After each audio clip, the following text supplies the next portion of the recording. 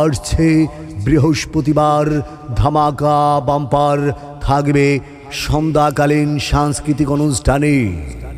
আগামী বৃহস্পতিবার মঞ্চ মাতাতে আসছে কুষ্টিয়ার লালন কন্যা এনটিভির ক্লোজ আপ ওয়ানের বানিয়া বন্ধুরে গান খ্যাত কণ্ঠশিল্পী সালমা সালমা সালমা।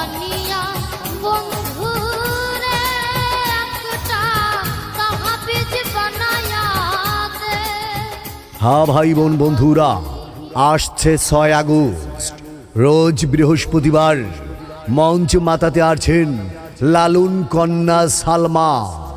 তাই সপরিবার নিয়ে চলে আসুন খোলাহাটি ক্ষুদ্র কুটির শিল্প বাণিজ্য মেলায়। উক্ত সাংস্কৃতিক অনুষ্ঠান ও মেলার আনন্দ বিনোদন উপভোগ করতে আপনারা দলে দলে সকলে আমন্ত্রিত।